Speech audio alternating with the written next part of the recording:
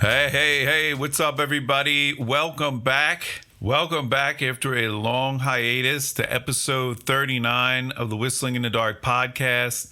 I'm Patrick Bradley. I'm down here in Atlanta, Georgia. Today is Saturday, January 18th, 2020. So, yes, it's been a long time. I'll briefly talk about why. It's not a big deal, but just a lot of stuff in my life. I bought a house. That was the main thing. So I had to take down the whole studio. A lot of that stuff wasn't mine, so I had to kind of give it back and move into my new house, kind of get stuff set up, and then was just hit by a series of holidays, which just completely got me off track. I also did one interview during this time.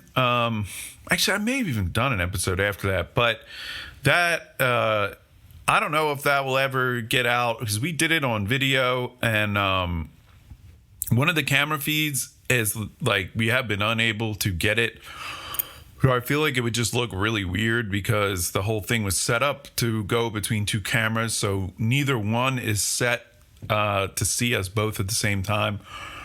Plus, the topic is like pretty far out there. I almost feel like it's an episode I'd have to do with a disclaimer. I mean, I think I generally am talking about libertarian stuff, anti-war, and I have gone into the Epstein stuff. I mean, there's certainly no topic that I consider off limits or anything. I think it just depends on, the treatment of the topic. And I don't know. We'll see. We'll see what happens. I mean, I do have the audio for it, so I could put that up. I know the person I interviewed has really been wanting me to do it. But yeah, it's pretty out there. I mean, it's interesting, I guess. I'm just afraid that it's like kind of off topic. Anyway, that being said, it has been, as usual, crazy 3 months in the U.S. and the world in news. Even though I had not been podcasting, the liars have been lying and lying. I think since I broadcast, Trump was impeached, so I don't think that had happened yet. I mean, most of this stuff, I think I'm just going to jump through. Just kind of mention that I am aware that this happened. I think covering the Trump impeachment, a couple months later in detail is probably not very interesting. I'm sure, I've listened to lots of coverage over it. And, my take on it is it seems just literally 100% political. Ron Paul will tell you, or, pretty much anybody else that we'll listen to, Dave Smith, whatever. Clearly, Trump should be impeached, but not for the reasons that they're saying. So, it's, I don't know. And I mean, what's the gain from, people on the libertarian end of the spectrum? You remove Trump and put in Pence. To me, that just leaves you with somebody that's definitely not going to give any pushback against the deep state or the establishment at all. Whether Donald Trump actually is another, we can talk about that at another time, but I don't really see a whole lot of a victory for us, on the libertarian side by a Trump impeachment. And, he's probably not going to get removed from office, but, if he did, I just don't see. I mean, it's just, to me, it actually is kind of bad because it's just like one more step away from reality and one more step further into deep state control, the the people that are in power that don't get elected have that much more control. I still think it's possible that Trump is part of their plan and he's just really playing the part pretty well, that he's opposed to, these deep state people or whatever. I don't know. But as far as the people that I interact with on a daily basis, it's not great. And when I talk to my, as I've said before, I mean, most of my friends, and probably my very close friends, tend to lean libertarian. And it's a little maybe more instinctual than, what it is for me, or, I don't think they spend tons of time reading about it. And I think a lot of them that lean that way were swayed that way from some other positions, just from constantly hearing me ramble on about, politics or anti-war or against the war on drugs or against the Fed or, talking about the free market or whatever, just the non-aggression principle in general.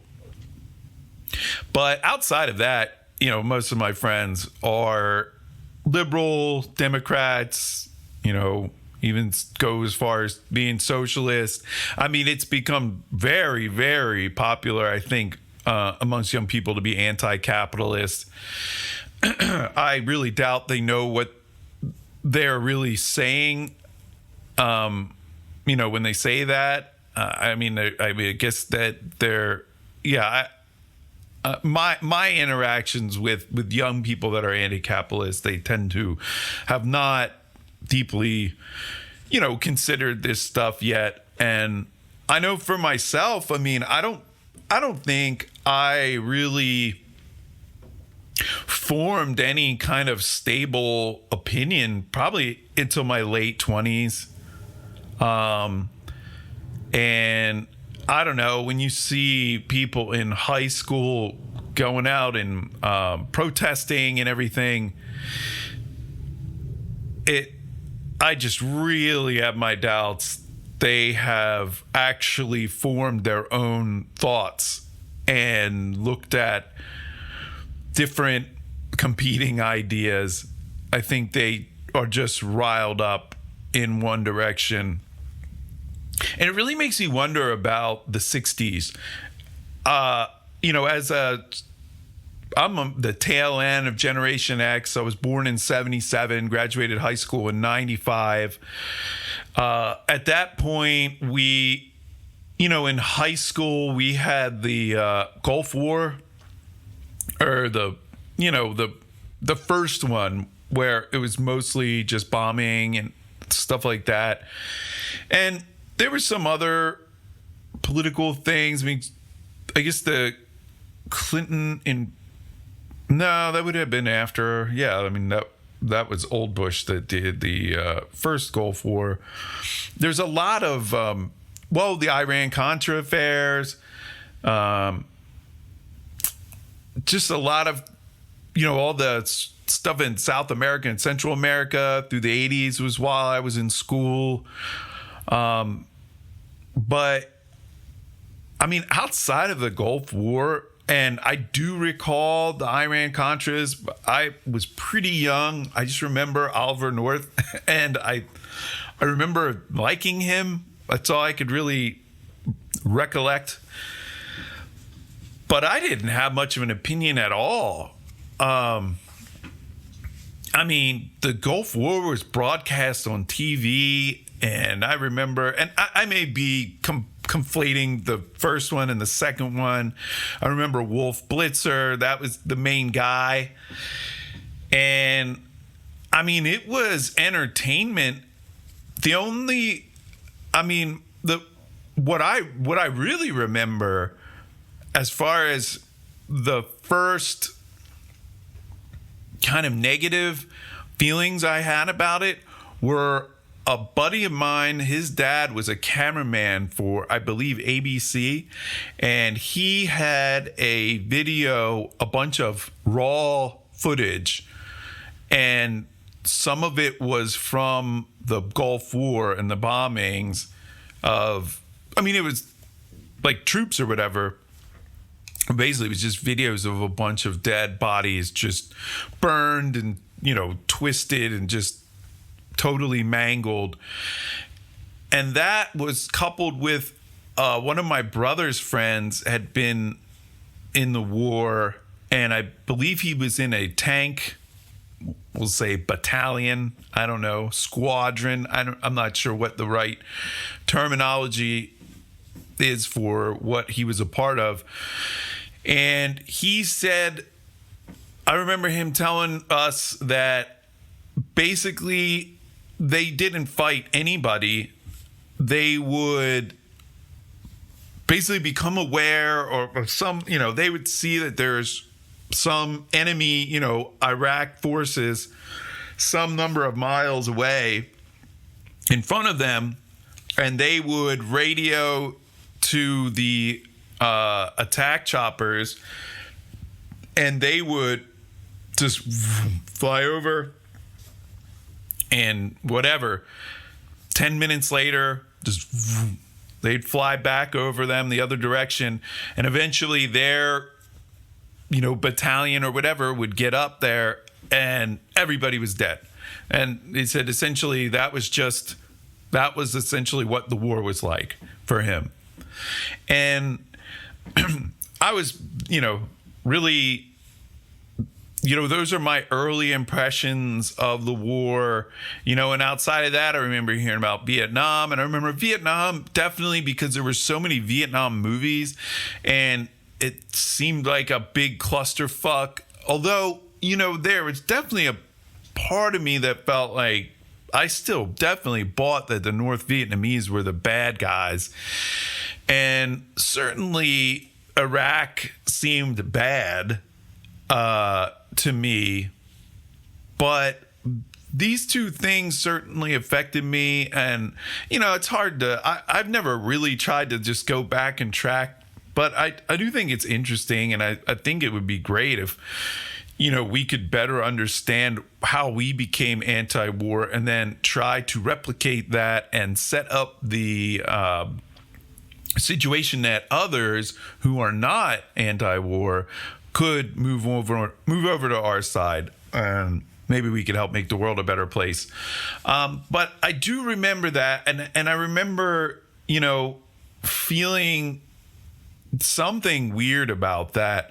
Not that I want my friend or my brother's friend, but certainly I'd known him for years as well. Not that I want this guy going into dangerous battles, but something in the back of my mind felt like this seems like you're just murdering people.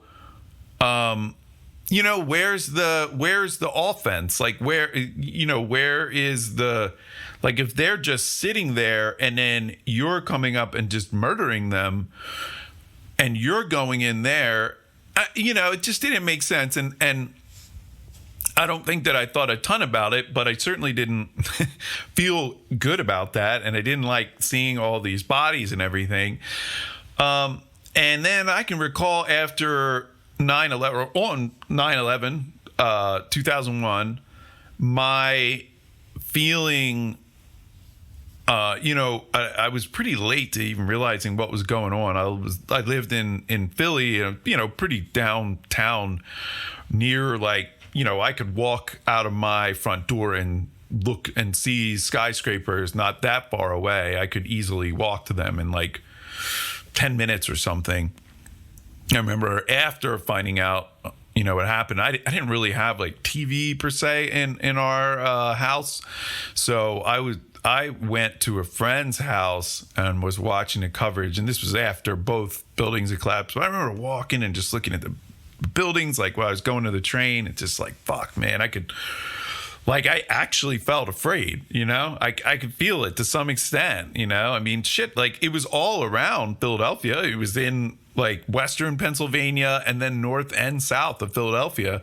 So it was north, south, and west of Philly all had planes crashed. DC, New York, and then Western Pennsylvania, and nothing happened in Philly. But, that was pretty weird. But I just remember the distinct thought was just so sad, just how many people died. And then the next thought that came in my head was, so many more people are going to die now because of this, and I don't know. So, maybe I was sort of genetically predisposed to be anti-war and to just see things in that way, to know that, man, like a bunch of innocent people are going to pay for this. That was clear in 2001 to me. And, I was 24 years old and, without really reading much of anything. So I'm not sure if I am going to be really able to get into the mindset of somebody that just really, really buys into this stuff, this propaganda. Now, I mean, that's not to say I'm like impervious to it. I don't know that I had like a huge problem with it back then. It just like didn't feel good. It felt like this is just all bad, but I really didn't know, I didn't necessarily, I don't think I necessarily saw the U.S. as the antagonist. I had no sense of the history of what was going on there. So, anyway, that was a huge tangent, which is really it feels very natural to go in and start talking about Iran, and what's going on there now. And that's what I do want to make the bulk of this podcast about. But I just wanted to kind of touch on the other big, well, some are big news, some are big news to libertarians, but the things, at least the highlights of what happened. And anyway, all that was about kind of dealing with the liberal and the young liberal today, and how anti-capitalist they were versus where my mind was at sort of a similar age, and how less sort of focused I was. I would say, I don't think I was getting propagandized nearly to the extent and nearly at the age that they were. I mean, maybe I'm wrong, but I really don't think so.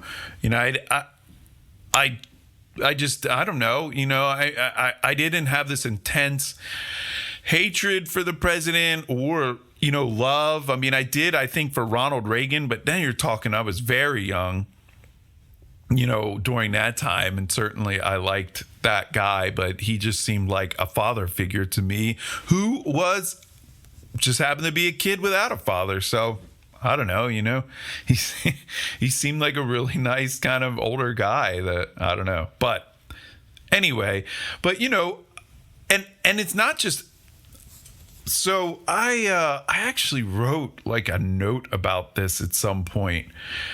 And to me, the difference, well,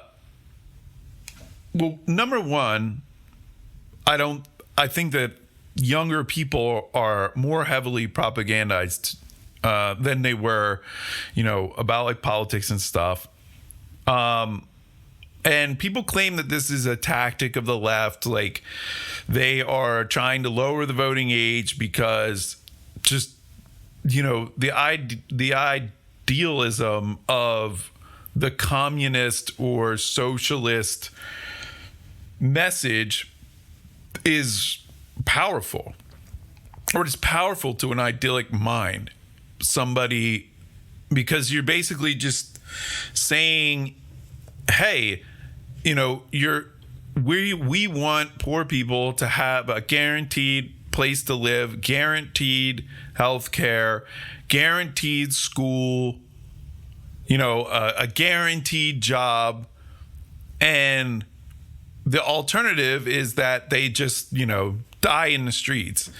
And they also, we also want to protect the environment. All these things, the way they say it, in order, like, they get there first, and it's just this simple message. It's this simple thing, and a child or a young person, and sadly, probably even most adults, they aren't built in to question the validity of any of that, So I think it's a message that really appeals to younger people, whereas, the kind of libertarian property rights argument for environmentalism, it's a little more nuanced, although I would argue that it is correct. And the idea of having the government protect the world's ecosystem is a bad plan that won't work. That has led, the regulations are what has led to this.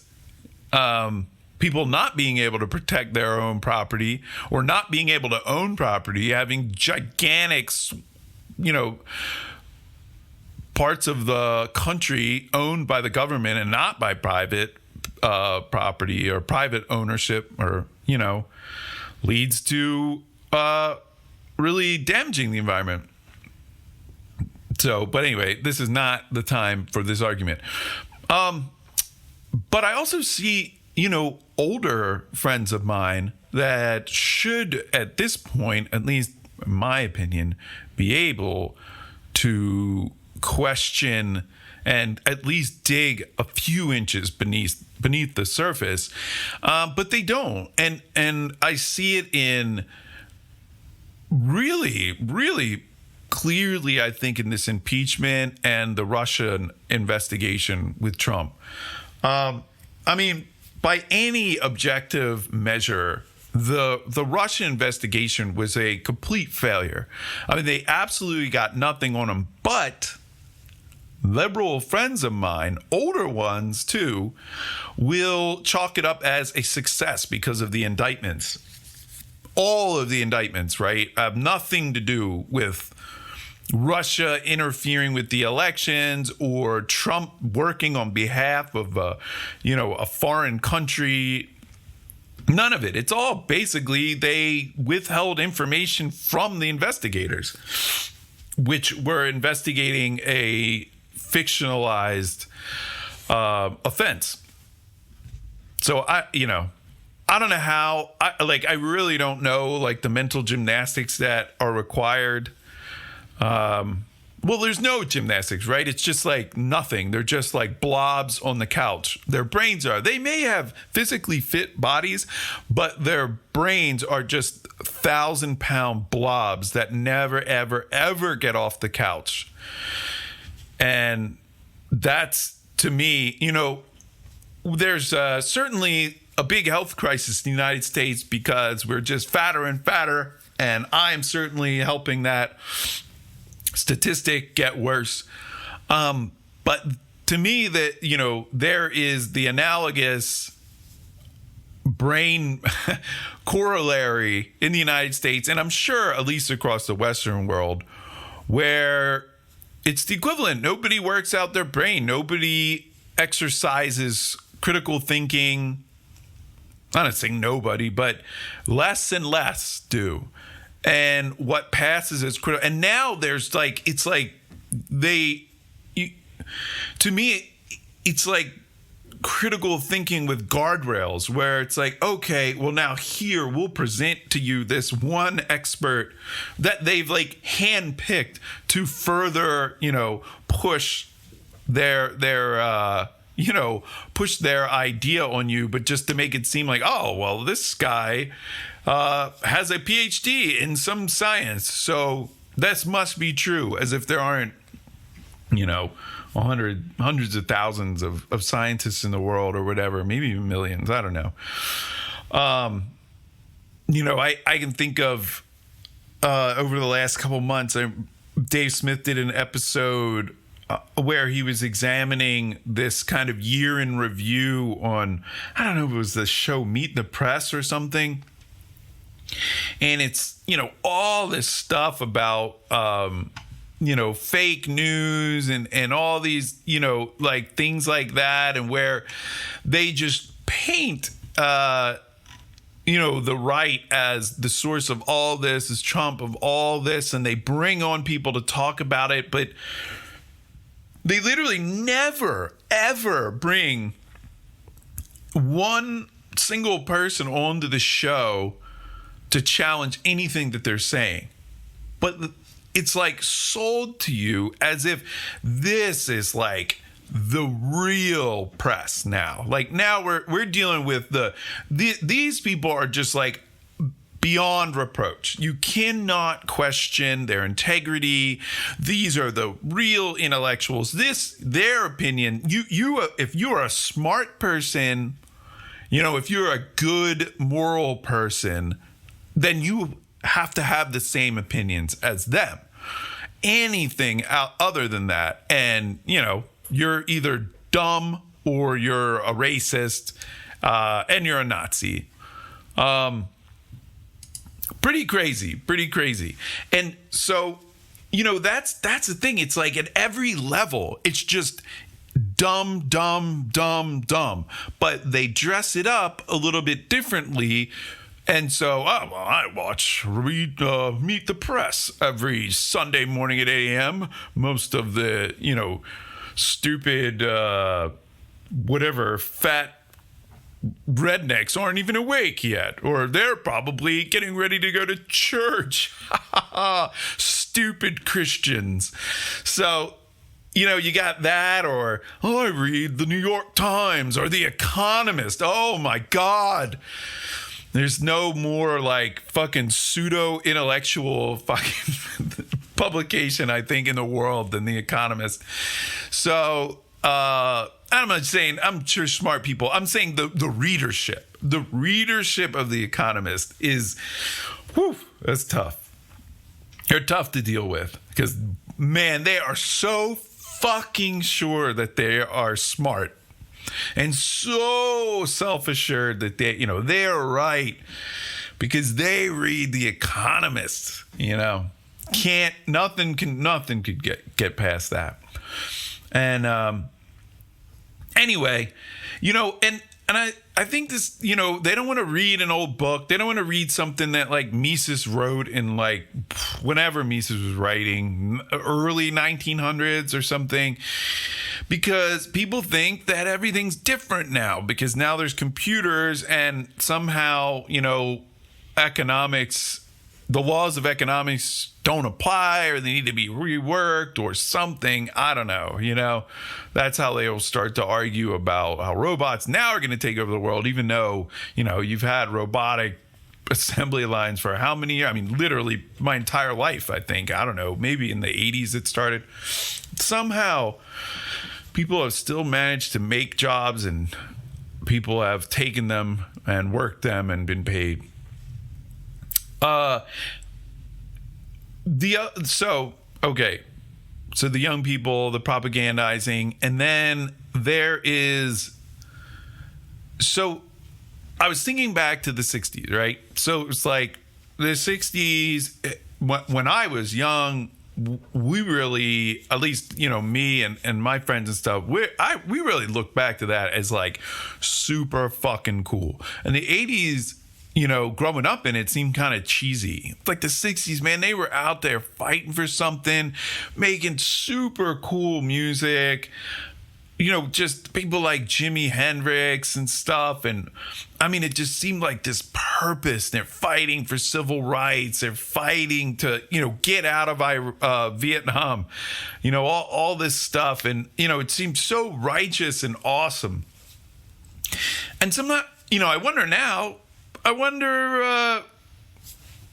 if it was as real. I mean, one thing you certainly say is that their causes were real, right? Like, I mean, the Vietnam War was fucking pure evil, and the civil rights there actually were racist laws. And now I'm not really sure what, there's still racism for sure, but, I mean, if you're petitioning the government, I'm just not sure what's left to change. To me, like, the racist laws that I believe are mostly left are the ones that are, racist in favor of minorities, like affirmative action type stuff or whatever. But I don't think, it's been fixed, like originally things were not equal for different sexes and races under the eyes of the law, and now they are, except have gone too far, and there's laws that favor the minorities and are not actually equal. But whatever. I mean, I don't think they're that big a deal. I mean, honestly, they mostly, I think, wind up hurting them. We've talked about this in past episodes. It's not like as a white guy, I'm like worried that there's affirmative action because it's going to hurt white guys getting jobs. I don't like it because I think that I don't even think it affects anything, honestly. It's just like this idea that's out there that lets some people still hold on to the idea that, like, oh, maybe this guy wouldn't have gotten his job, this black guy, or, I don't know. I really doubt that it's ever used in like a really effective way to help anybody, but whatever. So, to me, the other difference between now and what I imagine was happening in the 60s, and certainly at least when I was a child, I mean, to me, the big cultural thing when I was young was hip hop. And certainly, like the beginnings of, gay rights and stuff like that was going on.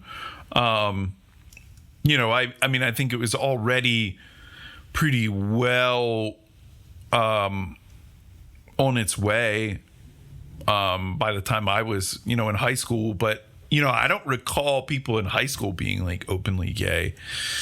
And I think now it's something that's relatively normal to see.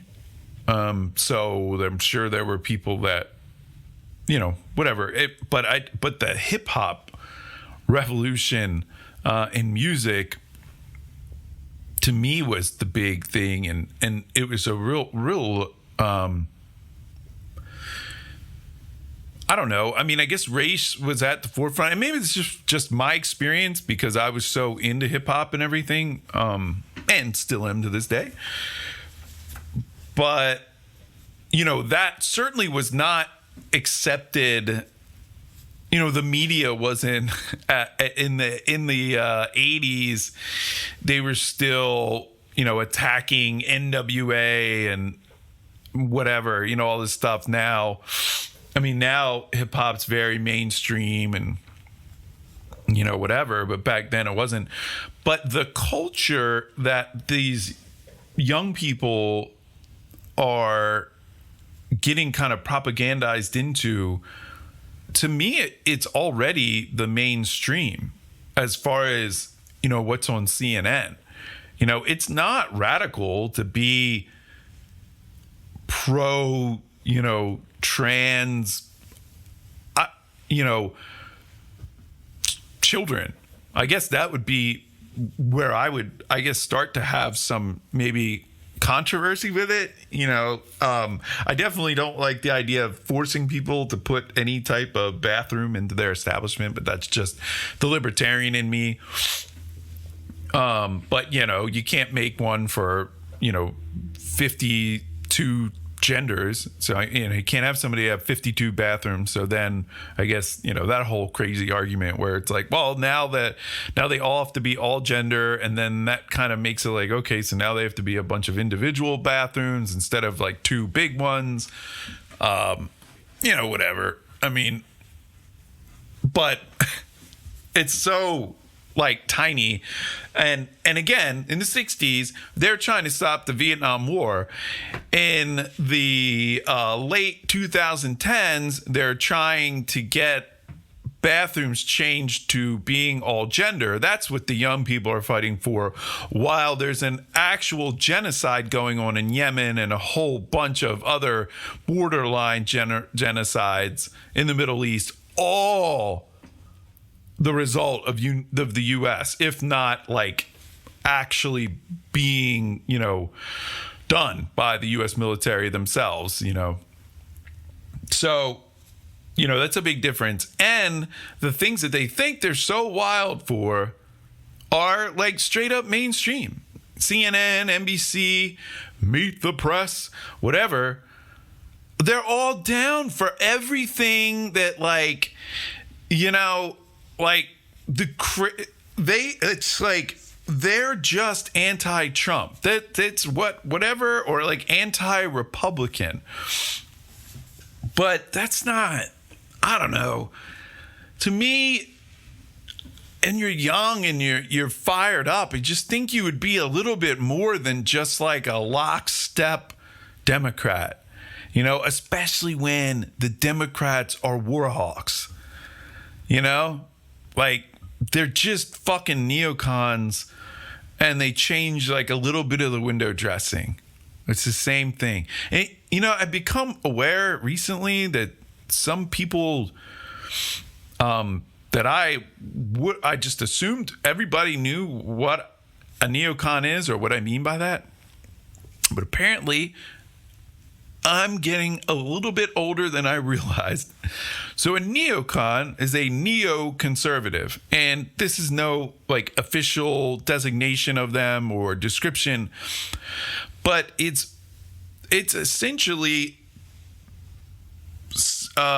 differentiating them from like the old Republicans. And I guess the first one would probably have been Ronald Reagan. But it's essentially like they're the empire builders. They have this very aggressive foreign policy where they're going out and attacking, other countries for, whatever reason. And basically just like setting up military outposts out there. And they tore through South America and Central America. And then now they've been tearing through the Middle East for the last 20 years. Who knows what, where they want to go next. We've been saying for a long, long time that Iran is their target, that's the goal in the Middle East. And they're getting damn close to popping it off there. So we'll see what the plan is after that. But yeah, it's a neoconservative. Neo meaning like the new conservative. So the neoconservative is before the Republicans were not the war party. The Republicans were the like protectionists, like that's what they would be accused of. I mean, they were the ones that that wanted to stay out of these foreign entanglements and stuff like that. And the Democrats were much more likely to do that. And, the new neoconservatives are far more authoritarian. They're much more into like this kind of big police state. It's all under the guise of like protecting the people, protecting against these enemies outside. And we have to build up the surveillance state and all this stuff. And so, to some, but they're not really like nationalist. That like the sort of Trump supporters get accused of. They're just, they basically just want to build up this empire. And if you're willing to play ball, then you can live. And play ball means, let the American or Western interests come in and do whatever they want economically. They want to run your country, and your leader will get rich and they'll bleed your country dry. So this neocon thing is not limited to the United States. It's, most of the Western countries. And, the ones that are opposed to it are all the enemies that you're taught to hate and fear. And I'm not saying the enemies are not bad. I don't know. China's certainly on that list. China ain't good, but doesn't mean I think we should go to war with China. Russia, certainly an enemy of these neocons. Iran, So, and then, every deposed leader that you've seen in the Middle East and in South and Central America all probably fell into that category of opposing the neocons' will. So they were eventually killed. And it did not matter if they were democratically elected or not. They were killed and removed, and they installed a puppet regime. And they've just been doing it in country after country after country. And people are just getting very, very, very rich. There was Mance Raider. I forget what his. I think he went back to his actual real name, but he's like Freeman Behind the Wall podcast. He's a libertarian guy. He's actually also in Georgia. His most recent episode talks a bit about like who profits. Who actually profits from all this war in the Middle East. Now, that's the title of it. Admittedly, I feel like the podcast didn't really go that deeply into it. Well, not what I was sort of hoping. I think their conversation just sort of went the way it went. But still an interesting... it's still an interesting interview, and it's a guy that... somebody that I'm definitely... And I'm blanking on his name right now, but I'm going to kind of look up where hopefully he also is a podcast man. I know he has some sort of show. He lives in Japan now, but he sounds like he really, would be a nice addition to, listening to Scott Horton and the Ron Paul, what does he call it? The Liberty Report. So Ron, if you don't, that's one of the best. Ron Paul puts out like a maybe 15 or 20 minute, sometimes a little bit more, podcast almost every day of the week called the Liberty Report, and still all the good stuff, and he hits it real quick, and not like a lot of interview stuff. It's normally just kind of the news of the day or the big one that would be important to us. So anyway, let's get back to what we were talking about here. So this was just sort of talking about all the stuff around the Trump impeachment and just the ever worsening environment around us. So also there's there have been the Democratic debates. I haven't really watched much of them.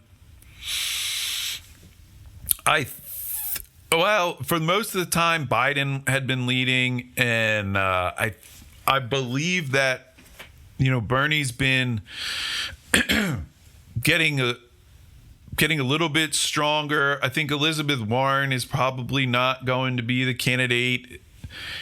And so it's between two old white men and the Democrats.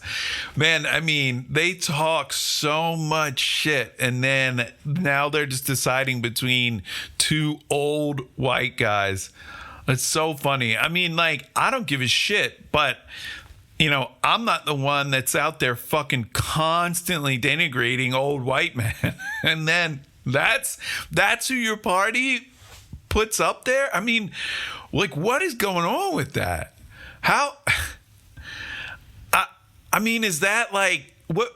I wonder how you're supposed to interpret that. Is it saying that? So certainly, right? I mean, any mainstream media outside of Fox News, you've been pretty anti-white and anti-man over the last whatever, certainly since since Trump was running and then elected in his presidency. And, I mean, you would think, I mean, you watch CNN and you would think that at least on the Democrats, like, so let's just lop off all non-Democrats, only looking at them, you would think from CNN that like this, like it's going to be like 95% of these people want to see a non-white male as the candidate. Like, that's who they're going to get behind. Anything outside of that, you can make it a white female or a black man. Hey, they had an Asian man, but none of these other options, work. And I don't know. Maybe it's a good thing. Maybe it shows that, like, despite what appears to me like just pounding rhetoric, that they're still, like, the Democrats are still listening to what their people are saying and are kind of like, all right, well, and I don't want to go into this very much, number one, because I'm not an expert whatsoever. It's so hard to listen to these debates. But number two, there's a lot of other places you can go to get a lot more complete and entertaining coverage. Certainly Dave Smith has almost, I think, all the Democratic debates this year, he's done an episode after. They've been pretty detailed and fun. But, it seems like you kind of have the sort of socialist Democrat candidates, like Bernie and I guess Warren, and then you have the more like centrist Biden, and the Buttigieg or whatever his name is. And I'm not really sure where Yang falls. I guess, like, I feel like his whole thing was just like, I'm going to give out $1,000 a month to everybody, which sounds cool. But I think, like, it's like, hey, man, like, we're on the brink of war, with a pretty strong enemy.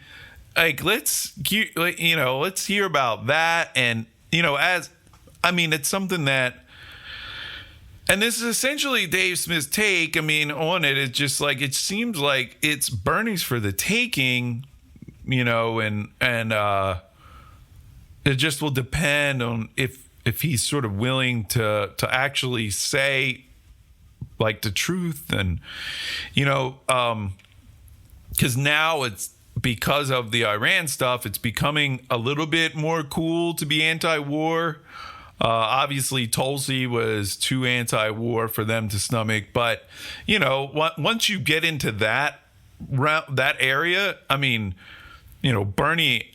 he has everybody, beat by a landslide, particularly Biden. Biden was a vice president while Obama was in office, where the Syria war, the Yemen, just absolute catastrophe, a genocide started, Libya, and he kept Afghanistan and Iraq wars going. Maybe even Egypt, that whole thing occurred while Obama was in office. So, Biden just got no leg to stand on if he's trying to present himself as, like, opposed to, like, attacking Iran, whereas, like, Bernie legit is like, okay, he's opposed to it. And, like, I agree with his ideas, but, like, he's been saying the same things. He seems pretty consistent, but I don't know. We'll see. It would be pretty crazy to me if they actually let Bernie through. I think he would have won the nomination last time, but the DNC pretty much conspired against him. So we'll see if they do it again. But yeah, so that was big stuff happening.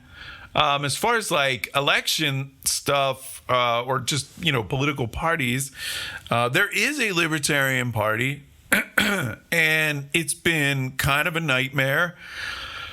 We had Gary Johnson as our candidate last election, and what's it, Bill Weld. Bill Weld's was basically like a neocon.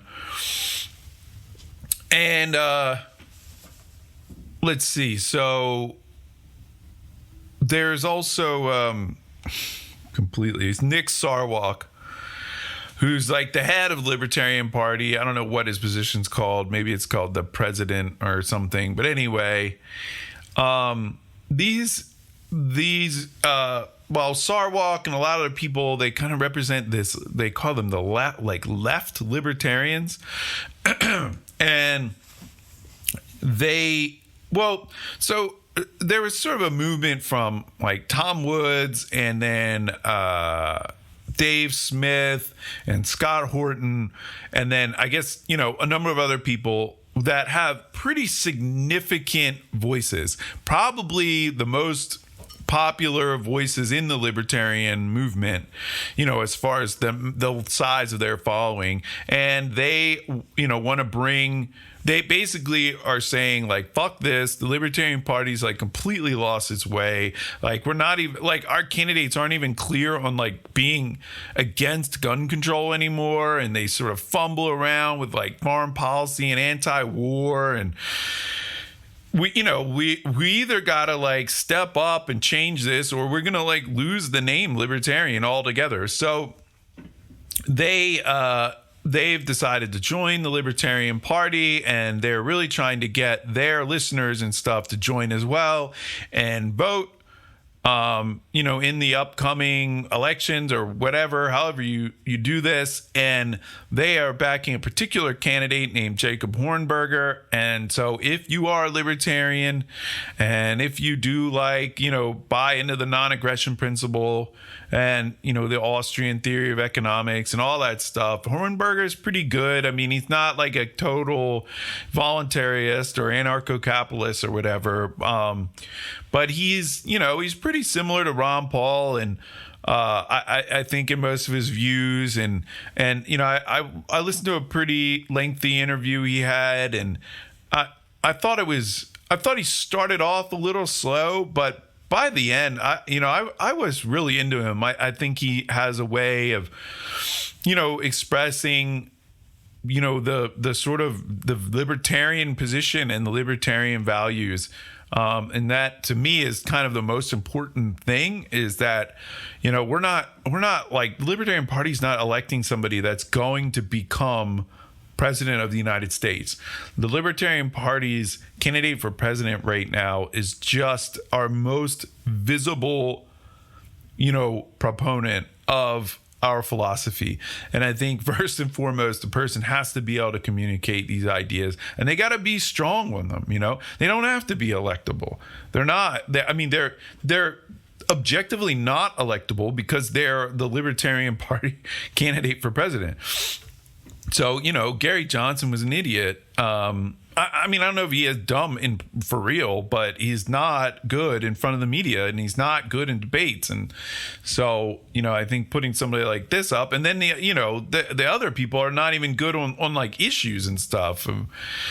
So that's kind of the thing. And there's like a bunch of this like left libertarian thing where they're attacking Tom Woods. They're like calling them like closet like fascists or racists, and like, I don't know, like it's really, really dumb. And I see it a lot, but how do I see it? I see it because Tom Woods replies on Twitter or retweets it, or Dave Smith interviews them, on the podcast. And I mean, the guy Dave Smith interviewed, it's like fine, I guess. Like the guy's all right, I assume we agree on most stuff, which to me is the whole point. Like, I don't get this like fighting. Like, the non-aggression principle allows for people to be racist, and that's not part of like libertarian doctrine, is that you're not a racist. So I really don't get it. I get like, sure, if Jacob Hornberger was like obviously racist, like I wouldn't want that guy as the Libertarian Party candidate or whatever. And I guess if you think that like Dave Smith is this closeted racist or something, somehow a Jewish Nazi, then I guess you wouldn't like it. But it like, it all boils down to like really stupid, again, it's like one little word. And it's funny because the last main, thing I want to hit is the Iran war. And I wanted to talk a little bit about what was happening before like 1953 or even 1979, which is what most neocons start their memory at. But I wanted to go quickly, and I'm not an expert, but you can see, like, again, like the difference between, like, it's the same thing, like with the liberal sort of, like, I don't know, like racist, like weird, I don't know, this just weird agenda that's going on right now. Like one tiny misspoken, word, and you're like a racist, Nazi or whatever. And it doesn't matter, like, if Ron Paul has literally published volumes of books, given thousands of hours of speeches, and been in debates for years and years and years, it's like, if they can uncover one questionable thing that came through a newsletter, or that he says something nice about somebody that they deem to be racist or whatever, that he is now branded a racist. So it's like, hey, we're, every piece of evidence that you have, like, let's say we have 1 billion pieces of evidence, and you have one kind of weak implication that he be saying something nice about, another person that you've deemed racist.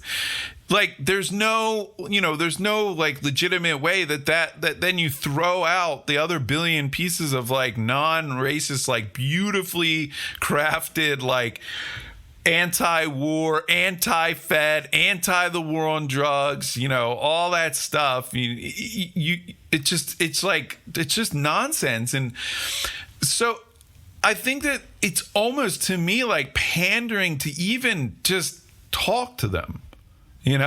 Like it's like, it's just nonsense. Like, and I'm all for, like, having debates and having discussions. Again, like, to me, they're just like, look, if you want to argue that, like, you don't buy into capitalism and like, you don't buy the idea of, like, property rights, or maybe you think homesteading's bullshit, and if you don't buy into homesteading as far as, like, how do you obtain property in the first place, and you think, like, homesteading's illegitimate or whatever, like, okay, like, let's talk. Like, to me, like, that's a place to discuss.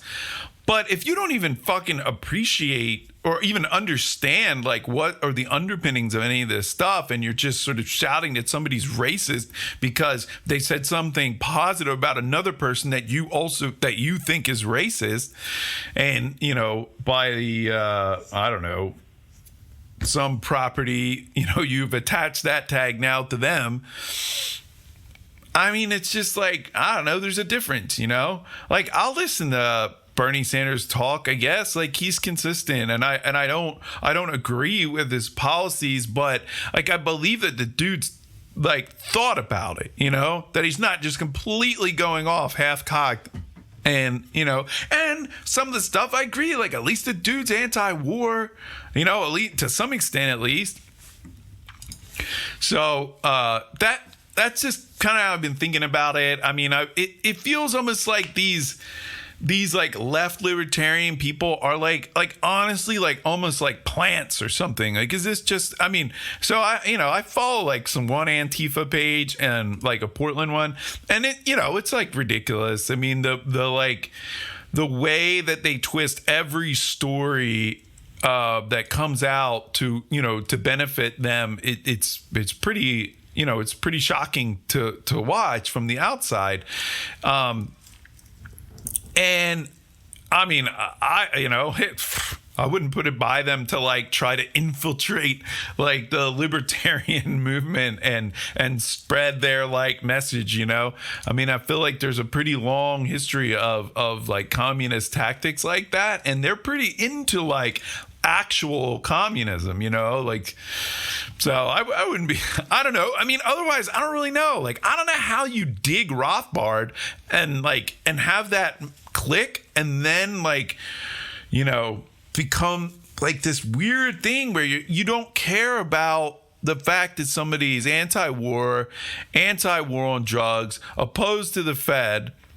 The only thing you care about is that they complimented somebody that you think is racist. And because of that, you will just like attack this person, you know?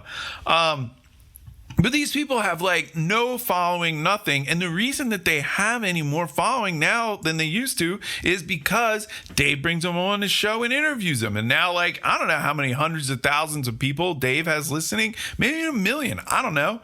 They, like Tom Woods replies to them, which is effectively retweeting them, or, Dave Smith does. And like, I mean, just like, fuck them, man. Like, I mean, there's so much shit on Twitter, and I'm not saying I don't get pulled into talking about stuff. Normally it's about stupid sports stuff. But, and not, again, like, I'm not saying don't engage with anybody, but, I don't know. There's got to be some limit. What's the point? It's just borderline nonsense. And I know people will say, like, oh, libertarians, like, they're just like not even, they don't even matter. Like, don't even engage them. I get it. But the difference is what I'm saying is right and what they're saying is wrong. Like, you can say that. I mean, you could walk into a ring with Mike Tyson and say, oh, don't even worry about him. Like, he's a pussy. He can't even punch. But that doesn't mean it's true. And then you could walk into a ring with like a little child and then somebody say, hey, don't even worry about that kid. He can't even punch. And then it would be right, So it's like, I don't know what to say. You got to fucking actually think and actually look at the content of stuff. You cannot just look at one sentence and then make your decision. So, sorry. So sometimes I may actually say the same words in a single sentence that somebody I disagree with says, but that doesn't mean that it should be evaluated in the same way. So, fuck the left libertarians. Don't retweet their shit. It's just stupid, And if you like Jacob Hornberger, maybe get involved. Maybe join the Libertarian Party and, go from there. See how you can help. Because I actually do care about the Libertarian Party, because it is the sort of lone, it's probably the most, kind of out there thing we have to educate people. So one last thing before I talk about Iran was, and just really quickly going to touch on this. I think I'm going to follow up with some more, maybe another episode. But more came out about Jeffrey Epstein. More photos. There was a 60 Minutes piece on it. And I mean, it really doesn't look good as far as it does not look like the dude killed himself. And, there's still some people that think it's not him. I really have no idea how to determine that. I mean, it basically looks like him. I don't really know. But let's just, for the sake of this next little segment, we'll just assume that is actually him in the pictures. They found, the main thing is the marks on his neck. There's blood on his neck. There's like cuts and stuff on his neck. And it's also the location of it. So it's so like lower down on his neck. And like, they're saying like basically like if you hang yourself, especially in that manner, kind of leaning off of the bed, it's going to slide up and it's going to kind of go under your jaw and sort of choke you out kind of slowly that way. But his is, these like cuts and stuff lower down, multiple. There's no, I don't know that it's even clear which noose. There's a number of nooses, quote unquote nooses in his in his cell. There was blankets all over the place. it was weird. Apparently it was also a bunch of medication that he had in there, which is super weird. And I think there was even electrical cord. I mean, there was some sort of electrical device that had a cord. Again, somebody was just taken off suicide watch who they claim like actually tried to kill himself before. I don't know. So very, very suspicious, of course, as all this is. I mean, I didn't think the guy killed himself before. I don't think anything about these follow-up photos or anything make me think anything else but that this guy tried to kill himself. And there's been some stories about Ghislaine Maxwell as far as where she's at right now, and apparently like under some kind of guard and being protected. I think I want to say Israel. I don't even feel like really looking up this stuff right now, or I just wanted to mention it. I just wanted to, kind of to say like, hey, I did a couple of, full episodes about Epstein, and I think it's a really big deal. I would like to follow up on this in a subsequent episode, but. The main thing I wanted to talk about, and now we're like a full hour in, was Iran. So recently, if we go backwards, we start at the end. Recently, Iran shot missiles at some, I guess, U.S. air base in Iraq. But before that, the U.S. military executed or assassinated a very, very important Iranian general. But before that, a bunch of protesters in Iraq were kind of going at the U.S. embassy, sort of storming the gates or whatever. They didn't get very far. This would be that if you remember, the U.S. embassy in Baghdad is larger than the Vatican, so it's a massive, massive place. It's a military installation for sure. These people were not, this wasn't like an armed group trying to really engage or take over. Rewind back from that. Apparently there was a funeral because the U.S. had bombed, let's see, a bunch of killed a bunch of people that were fighting like ISIS and Al-Qaeda, and these are a lot of Iraqis, and so that sort of triggered these protests. And so you can just go on and on, right? It's tit for tat. And at any point, if you pretend there's no history and you cherry pick the moment in time that you would like, you can start to create the narrative that supports the side that you want, that you want to be the victim, right? You could say, hey, the U.S.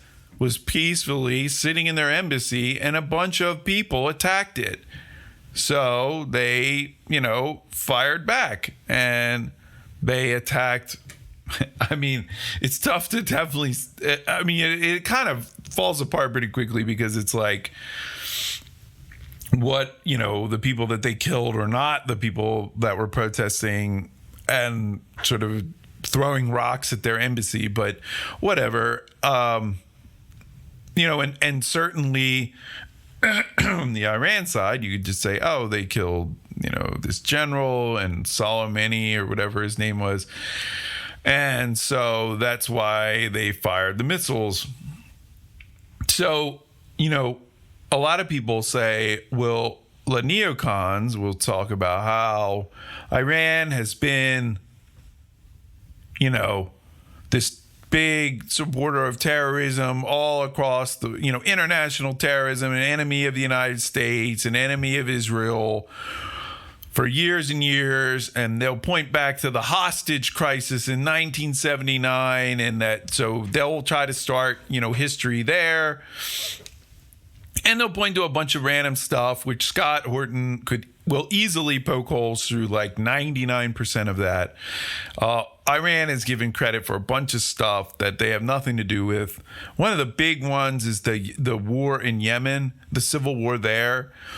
Now, the Houthis, who are the actual like native people in Yemen that are being attacked by Saudi Arabia and by Al Qaeda, all supported by the U.S. And there have been U.S. troops in Yemen fighting as well. This is all come out. So the idea that we're just giving logistical help is an absolute lie. There are definitely U.S. troops on the ground in Yemen, or at least there were, and this is documented for sure. This is not like, they weren't like accidentally deployed there. But the Houthis are Shiite. So it's funny that like all of a sudden, how ignorant they can be to like Sunni and Shiite, and how just fucking insane their strategy is, because obviously they don't give a shit about that. But then they suddenly become very aware, and they say, hey, the Houthis are Shia and Iran is basically Shia. So Iran must be the ones supporting the Houthis. And so all the blame for Yemen goes on Iran. This is an absolute lie. All of the blame goes on the U.S., Saudi Arabia, and Al Qaeda for attacking a fucking sovereign country, right? I mean,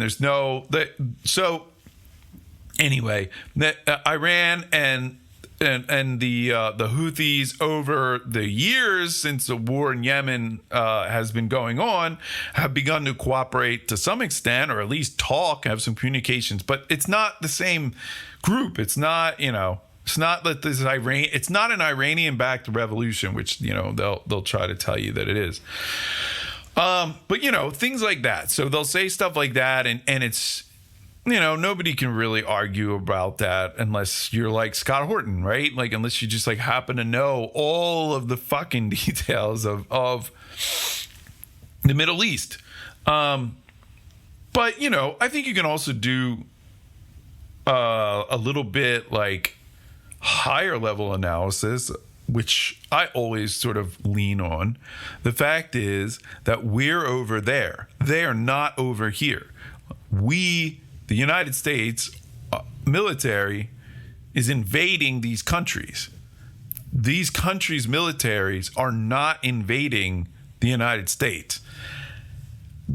So to me, that's like the objective fact. The inarguable fact is that, right? That's just, okay, let's set the scene.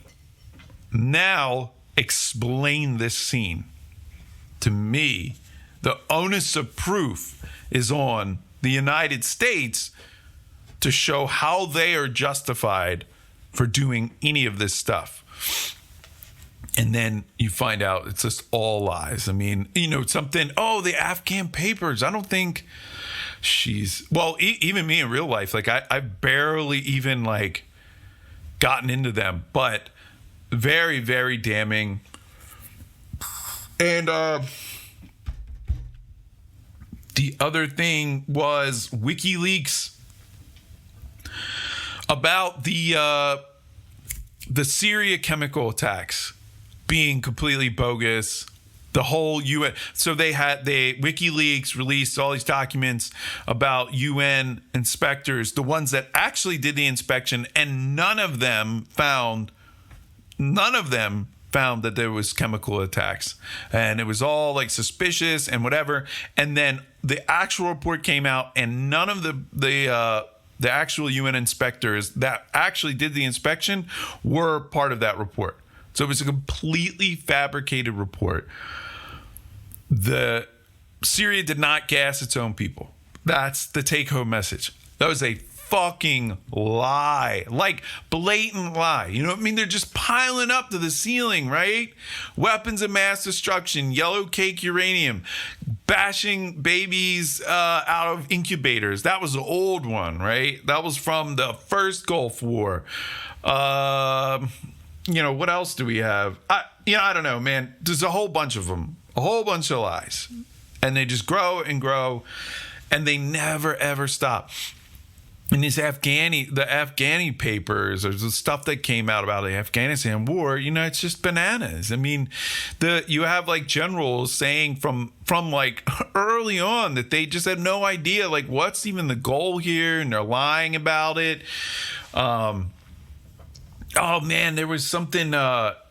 Dave Smith caught this and played it. There was Nancy Pelosi in an interview talking about the impeachment and addressing the idea that this is like petty or just political or whatever. And she cited as proof that she wasn't like that she wasn't petty, that this was truly just the worst thing that ever happened. This Ukrainian phone call, was the worst thing that she's ever seen. And Trump had to go because of it. And she cited as an example that she knew that they were lying about the intelligence before the Iraq war and keeping it from the people and deceiving the people. She knew that. She said, we saw the intelligence. We knew that they didn't have, the weapons of mass destruction. And that was okay with her. That's not an impeachable offense. Lying the United States into war as a president is not impeachable. But having a phone call where I guess you imply that you would like them to investigate some claims about, I don't even know, man, corruption, whatever, that could possibly politically benefit the president, that's impeachable. So we already knew, like it's an absolute fact that they were lying about the weapons of mass destruction. We know that for sure. But, just to have it verified so like nonchalantly and just so stupidly that you wouldn't think to say like, oh man, maybe I shouldn't say that. I knew for sure that we lied at something more. But you know what? It doesn't fucking matter because nobody's paying attention. Nobody's listening. Just like Scott Horton and Dave Smith and like me, I don't know, me and the fucking 100 people that listen to this podcast or whatever. Like, who knows? Nobody cares. Nobody fucking cares. I guess they're like, sort of starting to care because they can now kind of finally have a war that Obama didn't start or participate in. So now they can sort of get anti-war.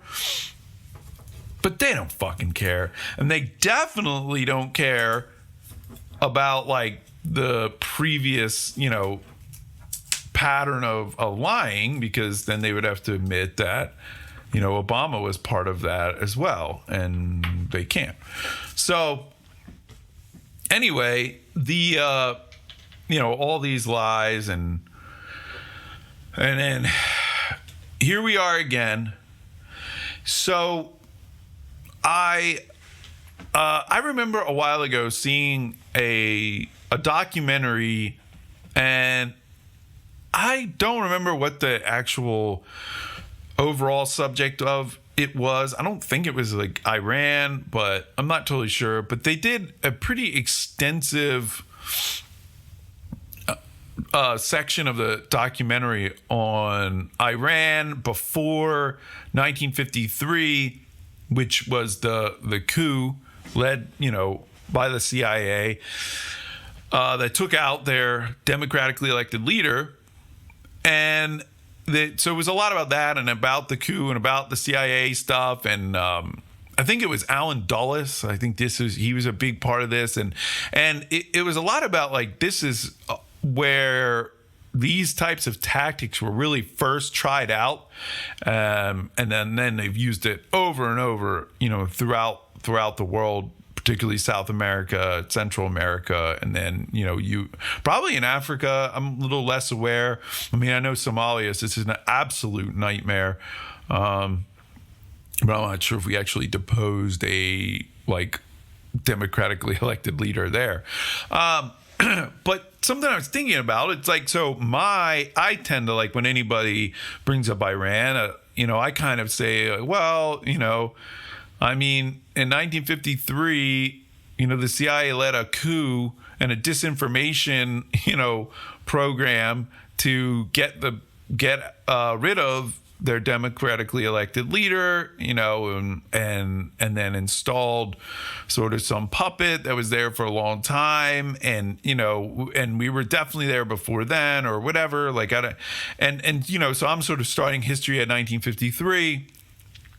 Which certainly, paints the U.S. in a very poor light. And I thought, well, I would like to know a little bit kind of before that.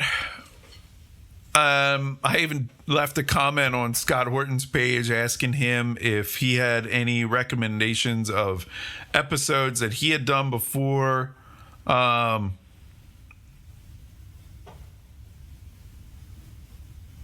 Here's I might give somebody replied to that, and history of the U.S.-Iran conflict explained. He says this is pretty good, and it goes back to 1903. So I'm actually going to go back to 1908, and as I like to do, I kind of just did this through Wikipedia. Unless I find a really big issue with it. And I'm not saying that Wikipedia, can't be, propaganda or whatever. I mean, I'm sure it is. It doesn't, but it generally has, facts that are pretty solid. It's like one straight history. It's a nice place to start. And then I can, sort of add a little bit. And in this, I don't think you really need to add a ton. I mean, I think,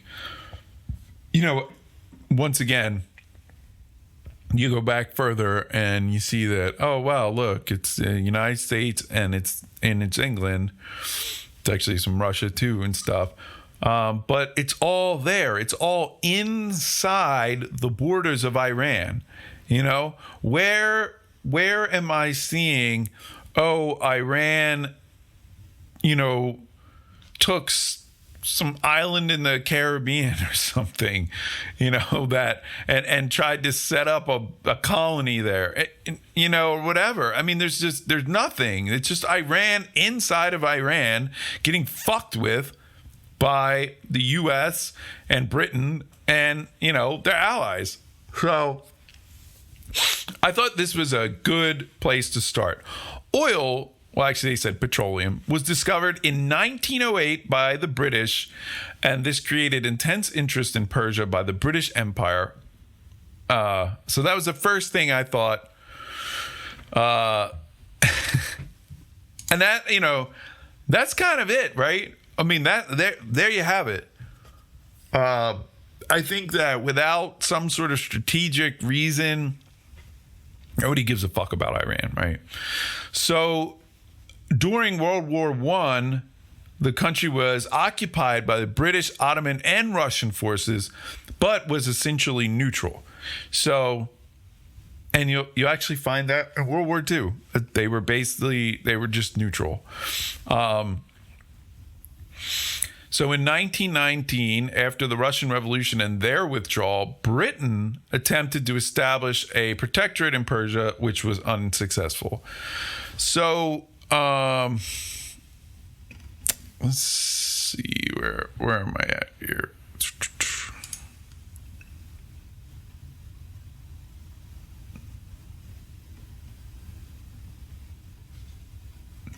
Okay, so yeah, so we're saying Russian Revolution, like they're referring to like actual communism coming in.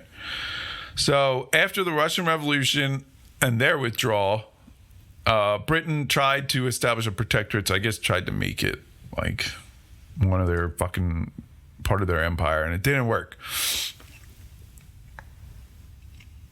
So then Reza Shah ruled for almost 16 years. So from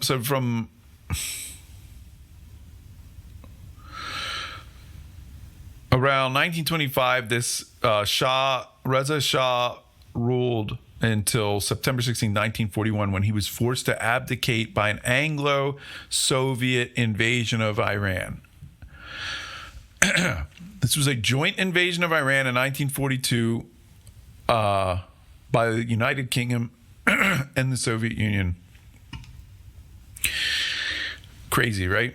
So they just they attacked Iran during World War II. So Iran, not actually part of World War II in any way whatsoever. They just got invaded by Russia and England. Then they have this one line in here that I thought was kind of interesting, but it says German interests held great influence within Iran in 1941, with the Germans staging a coup in an attempt to overthrow the Pahlavi dynasty. With German armies highly successful against Russia, the Iranian government expected Germany. Oh, right. It says citation needed. So I don't really know if this is true or not, whatever. With German armies highly successful against Russia, the Iranian government expected Germany to win the war and establish a powerful force on its border. It rejected British and Russian demands to expel the Germans. I found this to be somewhat confusing because Germany tried to have a coup, and then then they were in there, but then Iran didn't want them to leave. It's very convoluted. But Russian and British demanded that they expel the Germans again, right? I mean, we're not in Europe, right? We're in fucking Iran. Like down in the Middle East, and Britain and Russia are like threatening Iran. They attack Iran. I mean, what the fuck? In response, the Allies invaded in 1941 and easily overwhelmed. So that's what we were just talking about. Iran became the major conduit of the Allied Lend-Lease aid to Soviet Union. The purpose was to secure Iranian oil fields and ensure Allied supply lines. Iran remained officially neutral. Even after being attacked and invaded and occupied, they still were neutral. Its monarch, Reza Shah, was disposed during the subsequent occupation and replaced with his young son, Mohammed Reza Pahlavi. Okay, so that was a situation after World War I. Then in 1951, Prime Minister Mohammad Mossadegh received the vote required from the parliament to nationalize the British-owned oil industry in a situation known as the Abadan crisis, maybe. Despite British pressure, including an economic blockade, the nationalization continued. Mossadegh was briefly removed from power in 1952, but was quickly reappointed by the Shah due to popular uprising in support of the premier, and he in turn forced the Shah into a brief exile in August 1953 after a failed military coup by Imperial Guard Colonel somebody in Nisiri. Okay, so we got oil discovered in 1908, and this was the whole thing, right? And I'm not even really sure that it's oil anymore.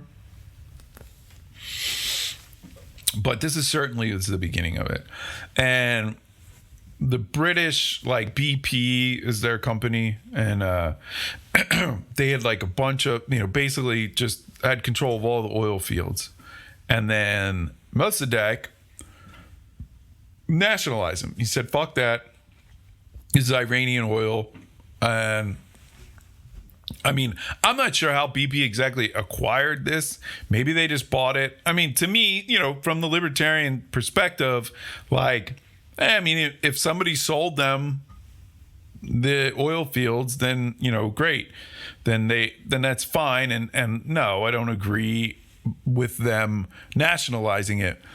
But,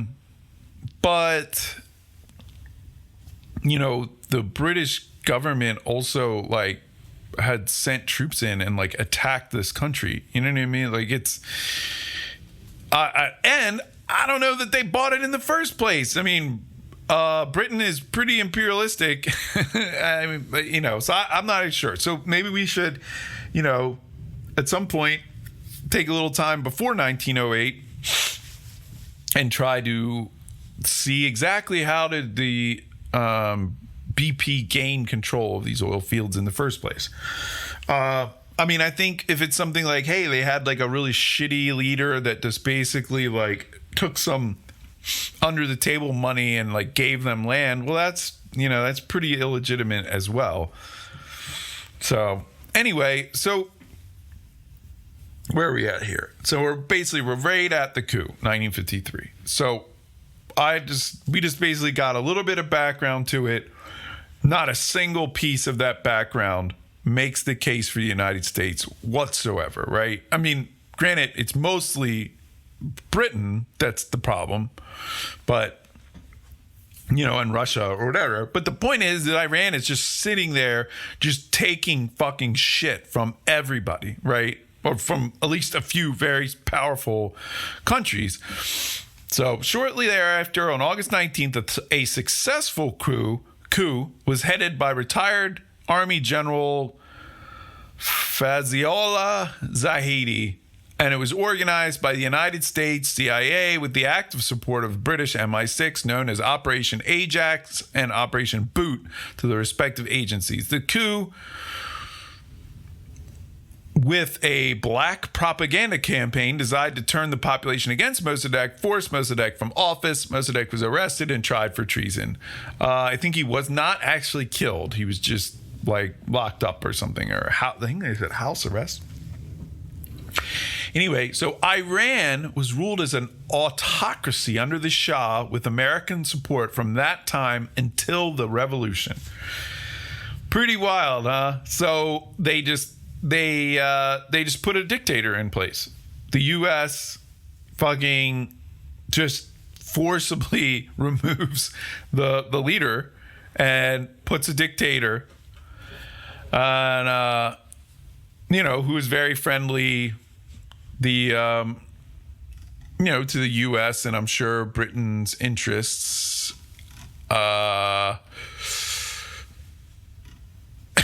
There's some other stuff about the Iranian government entered into agreement with an international consortium of foreign companies which ran the Iranian oil facilities for the next 25 years, splitting profits 50-50 with Iran, but not allowing Iran to audit their accounts or to have members on the board of directors. So, I mean, it's this country does nothing, right? They keep getting attacked. They keep getting invaded. Then they say, okay, we vote for this leader and he is going to take back our oil fields. Now, granted, nationalized, not ideal, but I mean, it's closer to the legitimate owners than some Britain private company to me. And maybe I'm wrong. You give me a better picture of the history. But that's what I'd say. I'm really will have a tough time justifying invading Iran based on the fact that they nationalized oil within their own border, taking it away from foreign companies. It's going to be a really tough sell, even to me as anarcho-capitalist. But I don't know. We'll see. I'll try to find out better details about that. Then the CIA organizes a coup, takes out their leader, installs a dictator, and then this dictator organizes a deal where their oil fields are completely controlled and ran by a foreign group that supposedly splits profits, but doesn't show them any proof of in the books about it.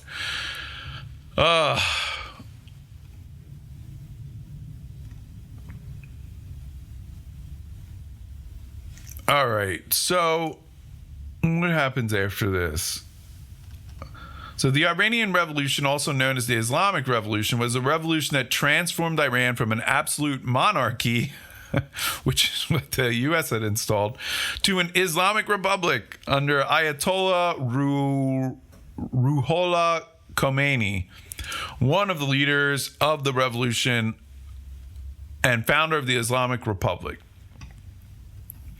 So before this, there was like another thing they talk about is this thing called the White Revolution, which was like sort of attempting to modernize, I guess, and both in like kind of custom type, the way people dress, but also technology. And I don't think it was very successful. And so I guess they're just sort of showing the kind of growing internal dislike for this, and then eventually it builds up to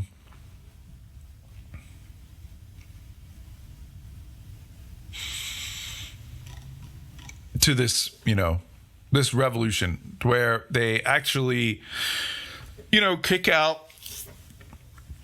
I'm trying to say, I guess this was in 78. December of 79 is when I guess he was like officially Khomeini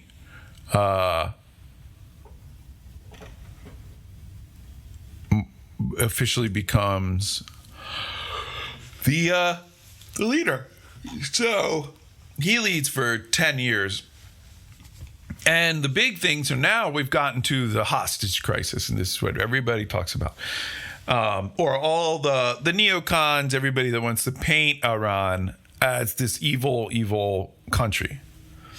An early event in the history. Now, remember, this is November 4th, 1979. So this is towards the end of the year that they were first in control, back running their own show. Whether or not you agree with an Islamic Republic, it's certainly better than an absolute monarchy installed by a foreign country, right? Like, it is wild. So, and this is like verbatim from Wikipedia. An early event in the history of the Islamic Republic that had a long-term impact was the Iran hostage crisis. Following the admitting of the former Shah of Iran into the United States for cancer treatment on November 4th, 1979, Iranian students seized U.S. embassy personnel, labeling the embassy a den of spies. 52 hostages were held for 444 days until January 1981. An American military attempt to rescue the hostages failed.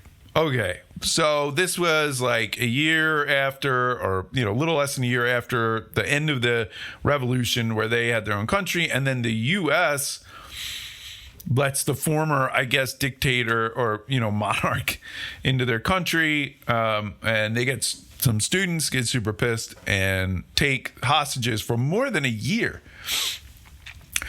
In America, where it was considered a violation of the long-standing principle of international law that diplomats may be expelled but not held captive, it created a powerful anti-Iranian backlash.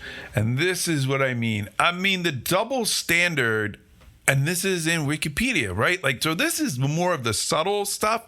And I don't even necessarily think that this is like, oh, they're like actively trying to deceive.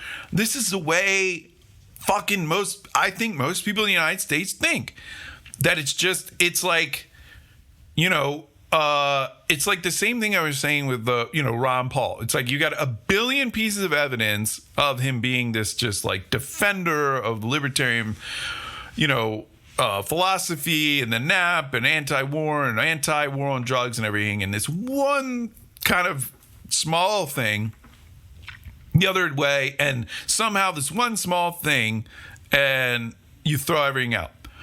So Wikipedia says, in America, where it was considered a violation of longstanding principle of international law that diplomats may be expelled but not held captive. Now, before I go on, we'll just step back to Shortly thereafter, on August 19th, a successful coup was headed by retired Army General blah, blah, blah, and organized by the United States CIA. The coup, with a black propaganda campaign designed to turn the population against Mossadegh, forced Mossadegh from office. Mossadegh was arrested and tried for treason. In America, where it's considered a violation of a long-standing principle of international law that diplomats may be expelled but not held captive, Mossadegh was arrested and tried for treason. Like, what the fuck? And that's what you're up against. And it doesn't matter. Nobody fucking cares. Like, it doesn't matter that they're just saying 2 + 2 = 1 billion. It doesn't matter. Like, you can fucking show them any kind of way that you want, you know? It's like there is no actual logic to this position that Iran is the aggressor. So I hope that if you were ever, at all on the fence or confused about the situation in Iran and thinking that maybe they were some bad hombres, that need to be dealt with. I mean, even Wikipedia that has stuff as stupid as that, where clearly the person writing this or the person that wrote this little section, considers this to be pretty legit. In America, where it's considered a violation of longstanding principle of international law that diplomats may be expelled but not held captive, but I guess somehow it's okay to invade a country and fucking violently remove their leader. They also killed somebody else. That's okay, but not this. Not students holding people in an embassy that's in their country. It created a powerful anti-Iranian backlash. Like, God forbid they fucking stand up for themselves ever, And yeah, okay, it's not cool. Don't fucking take people from the American embassy. But, again, it's one thing. And that's the thing that they will focus on. There's literally nothing else, right? I started in 1908 and now we are up to 1980, and Iran has one event that would be considered aggressive on their side versus 72 years of constant aggression and occupation, attacks, occupation, getting rid of leaders, taking their oil fields from them. 72 years of that. One fucking response. And the neocons, that's all they fucking need. That's all they need. But the thing is they didn't even need it. It doesn't matter. Even without that, it doesn't matter. They don't need anything. It doesn't need to be real. There was no weapons of mass destruction. That was literally just fucking fabricated out of thin air. It doesn't matter. So, the relations between two countries have remained deeply antagonistic, and American international sanctions have hurt Iran's economy. Yep. The sanctions, I bet, have killed fucking probably hundreds of thousands of people. Just made life fucking so horrible for people there. All right. So that's where we get to. And then Iran-Iraq war. Okay. So this little hostage crisis. And then the U.S., all right, tens of thousands of Iranian civilians. All right, so the Iran-Iraq war is from 1980 to 88, right? So this is right after the Iranian Revolution. You have this hostage crisis thing, and then the Iran-Iraq war. And who knows what's about? I mean, you think there's not any conspiracy theories about the hostage crisis? It kind of seems almost like the stupid fucking chemical attacks. Why would you do this after all this? You've had 72 fucking years of like attacks and occupations. You know who these fucking people are. They are not to be fucked with. And immediately you get like, you finally get a foothold in your own country, and then you go and fucking pull a bunch of people out of an embassy. It seems really fucking dumb. And I mean, they said it was like students, so maybe it wasn't. But I mean, you could easily have gotten the hostages away from the students. If you were in Iran, I mean, like the Iran government. Anyway, so that's just really weird. Then 1980, I don't even know if the hostage crisis was over yet. And then you have the 8-year Iran-Iraq war, where tens of thousands of Iranian civilians and military personnel were killed when Iraq used chemical weapons in its warfare. Iraq was financially backed by Egypt, the Arab countries of the Persian Gulf. I guess not Israel, the Soviet Union and the Warsaw Pact states, and the United States beginning in 1983, France, the United Kingdom, Germany, Brazil, and the People's Republic of China, which also sold weapons to Iran. Isn't that fucking crazy? Okay, so I forget who the Warsaw Pact states are. It's like Eastern Bloc. Albania, Bulgaria, East Germany, Poland, blah, blah, blah, blah, blah. All right, who cares? So, Iraq fighting Iran, and the United States full on supporting them, right? So again, like full on fucking war, and the United States is funding their enemy. Okay, once again, I mean, this is like war attacking Iran again, right? This isn't like, I don't know how people can write this off as like blood is not on our hands, you know? And there's a lot, there's stuff, and I'm actually not like really like clear on this, but there's a lot of stuff about the US and the chemical weapons, like in particular, which was some awful, awful shit that happened, you know, during that war. And I don't know like who started it or whatever. The point is, it's a war between two countries, and we just go back one side along with all these other fucking countries. I mean, like, it's just wild. France, like fucking France, a country whose shit don't stink, funding Iraq. And I haven't even mentioned it yet, but it's Iraq. Iraq was the biggest enemy of like my, like, I don't know, fucking end of high school, into college, into like all the way up till now. We're still in there. Now, I guess we like murdered everybody that we thought was the enemy, but they just voted to get rid of us. We're about to start fighting Iraq again. We were funding them. France was funding them. United Kingdom was funding them. Germany was funding Iraq. All funding Saddam Hussein. Right? This isn't just like Iraq from some way past time. This was Saddam Hussein. And this was something that I feel like I didn't really appreciate. So the Iran-Iraq war ends in 1988. Operation Desert Shield started in 1990. 2 years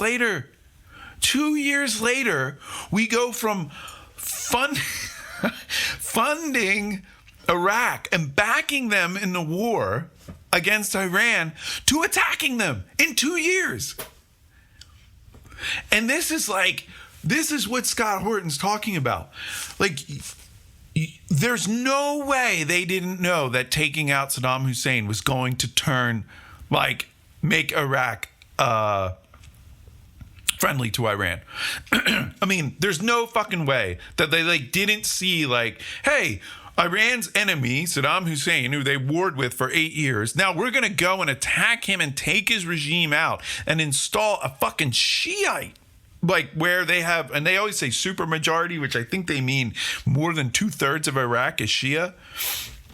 There's absolutely no way in hell that the like military like leaders, intelligence people did not know this was going to happen. They absolutely did. They definitely knew that taking out Saddam was going to create an Iran ally in Iraq, was going to make Iraq Shia and probably the strongest ally of Iran in the region.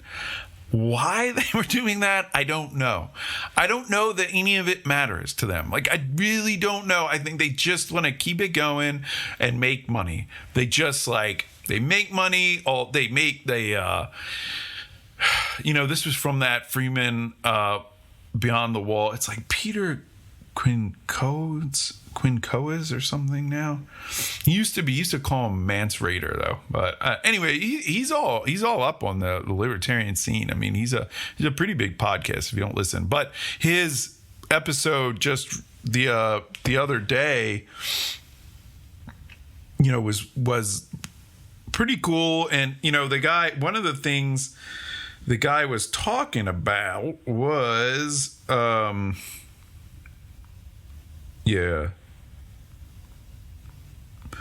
was about how the Apple Podcast app is absolutely fucking horrible.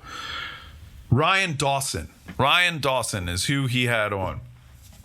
So look that guy up. He's pretty interesting. He was talking a lot about, at some point they did get into like who makes the money, and he was just talking about how like all these crazy weird groups that are able to fund stuff. He's talking about that fighter jet program that they spent like $1 trillion on now, like the F-35, and he was saying he's like, that's like an international program too. It's not just like they're able to route money through a lot of ways, like they do these through like international stuff, so they can actually get like foreign aid like routed back into these military contractors, and it's fucking outrageous. So now I feel like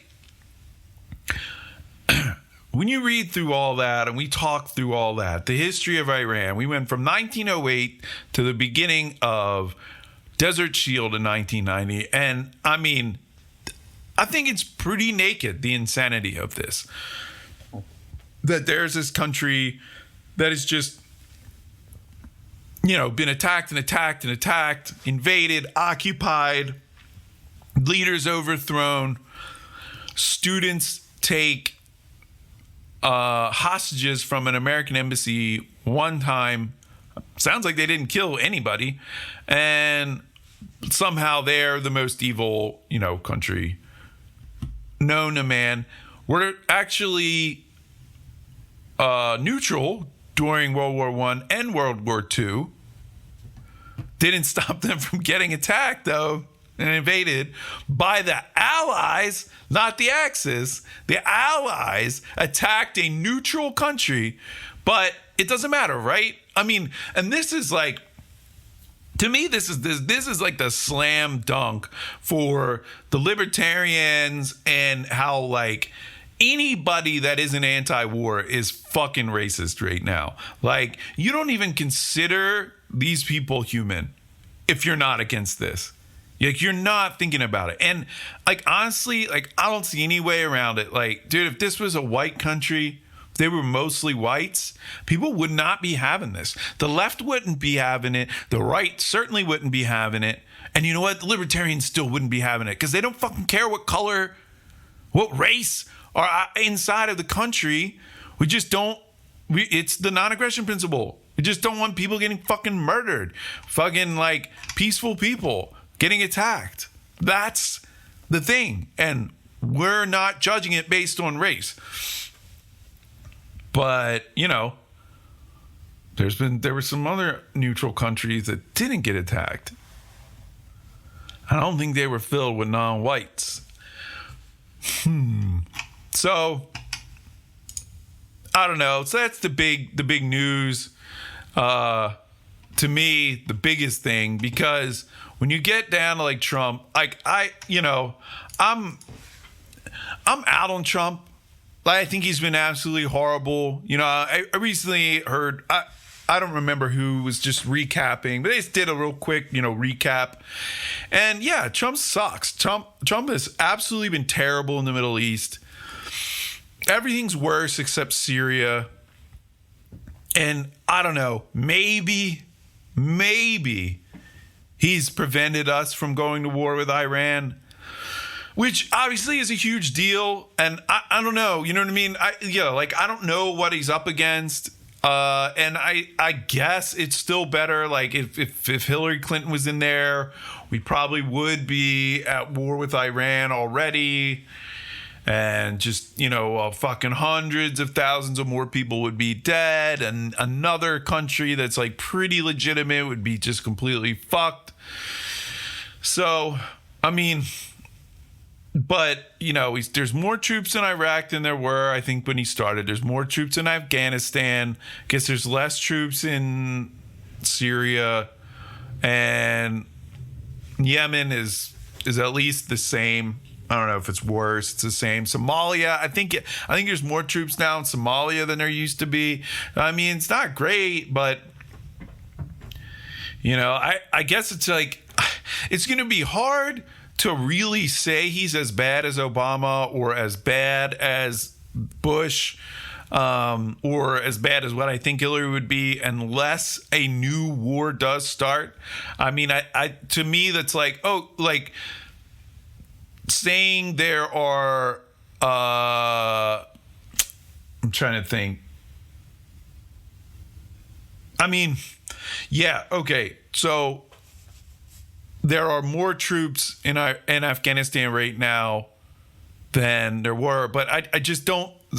I mean, it's like to some extent, sure, we're like splitting hairs, but there's just a big difference to me between that and starting several new wars, which Obama did. Okay, maybe you wind down some stuff, but Syria, Yemen, and Libya. I mean, Yemen is like a fucking nightmare, man. An absolute nightmare. And so I don't know. Like, even if he's ramped things up a little bit, but you know what? Fucking as crazy as he is, I thought this was it. I thought this was it. I thought they were going to start a war, but it looked like when Iran fired back, the last thing, they didn't really hit anything, and you could probably interpret it as purposely missing, and maybe that was enough to allow Trump and us to save face, and and the media just like rips them, of course, and presents it crazy. They're like, oh well, like as if he's this huge egoed out guy, but it's like, no, that's the American foreign policy. We've always been, certainly in my lifetime, the bully. And when I look back at this, certainly since 1953, we've been the bully, just saying, fuck you, this is what we want. And goddamn, a hostage crisis, and then the Iran-Iraq war pops off, and we just fund the shit out of them. And I'm really pretty sure that those chemical weapons came from us, but I'm gonna have to follow up on that and see. So it's not great, it's not. It's dare I say, bad. It was really dark.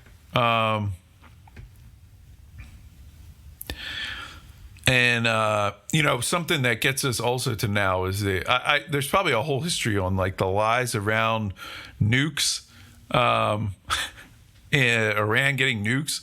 Apparently, it just like never ends. And it's a lot of it is like the Netanyahu, him in Israel. I mean, there's a lot of sides to this, but like however you, however you sort of look at it. I think like what we just saw is what all of the different angles on this look like. It all looks like Iran's just fucking sitting there, and a bunch of countries are coming in and attacking them and trying to force policies and economic control over their stuff. And they're just like existing, So I don't know what's going to happen. The big thing, I don't know what's going to happen as far as the, I'm trying to see, so, there was let's just say this is the last topic or the last piece of this topic, and then we'll wrap up. But so, the Iraqi government I'm not sure exactly what you call their specific body, parliament or whatever, but they voted that they did it unanimously. This was after the U.S. killed Soleimani. They voted that all foreign military forces need to leave Iraq. And of course, the U.S. is like, no. Canada, so there's an article on antiwar.com, actually via canoe.com. I have no idea what canoe is. It's some Canada publication. Canada will respect any decision by the Iraqi government to expel foreign troops from the country, Defense Minister Harjit Sajjan said Friday, even as reports suggest the United States was considering sanctions and cuts to military aid should Baghdad give American forces the boot. I am 100% for cutting military aid to Baghdad. I'm 100% against sanctions, and I'm 100% for the United States getting completely out of Iraq. Speaking to reporters by phone during a visit to the Middle East, where he met with some of the hundreds of Canadian troops participating in the 5-year fight against ISIS, Sajjan and Canada wants to continue its military training efforts in Iraq. Now, I haven't even touched on all the craziness around what has been going on, recently, with like, we've been fighting, like, people that we killed were people that we were helping fight ISIS in Iraq and surrounding areas. And, not to mention that we fight with ISIS when we're in Syria, or, the U.S. supports ISIS and Al-Qaeda or whatever in their attacks on the Houthis in Yemen. So it just depends on which side of a country's border you are on to whether ISIS and Al-Qaeda are the enemy or the ally of the U.S. military. Yet the minister who visited included stops in Jordan and Kuwait acknowledged that obviously the Iraqi government has concerns. Now, Western allies are listening to those concerns and trying to address them through talks. However, he added, we are there at the request of the Iraqi government. If they were to change that, we have to respect that, which they did because they voted to get rid of them. Canada's mission in Iraq has two main elements. One involves 200 troops who have been training local forces through NATO to fight ISIS. Similarly, a number of special forces have been working separately with Iraq counter-terrorist units as part of the U.S.-led anti-ISIS coalition. Both elements saw their mission suspended last week with orders for the troops to hunker down on the military bases or in some cases relocate to Kuwait over fears Iran or its proxies would retaliate for the U.S. having killed Iran's most important general, Qasem Soleimani. Iran did follow volley and whatever. And it went well. So, Iraqi parliament passed a non-binding resolution calling for them to leave. While many Sunni and Kurdish parliaments boycotted the vote, outgoing Iraqi Prime Minister Adil Abdul Mahdi voiced his own support for the resolution. Abdul Mahdi, who announced his resignation following mass demonstrations in December but remains a caretaker role for now, has since said he will leave. The decision to whether to allow foreign troops to remain in the country to the next government. The U.S. has pushed back against calls for American and allied troops to leave the country. Wall Street reporting that President Trump's administration is considering sanctions and cuts to millions of dollars in military aid. Great. So, whatever. Anyway, they kind of voted to get us out, I guess. A non-binding agreement, whatever that means. It seems like pointless. I don't know. But I'm not sure what else they have to do to officially get the U.S. out of there. But I would have thought that they had already done it, but they didn't. So I think we're going to wrap up there. I'm glad to finally get back to this podcast. This was obviously the longest break and some, outstanding things. And I'll be interested to also hear what it sounds like because I'm in a room that right now doesn't really have any acoustic treatment. So it's probably a lot more like echoey and stuff. I think it's probably usable, but, I kind of prided myself on the quality of the sound before. But I'm working on it. I'm going to start treating this room soon. And I don't know. I don't know if anybody cares. If you're just listening on like earbuds or something, it probably doesn't even matter. But yeah, I will hopefully be getting back on here soon. I think I'm going to, shoot to do a weekly podcast and kind of go from there. All right. Peace, everybody. Stay woke.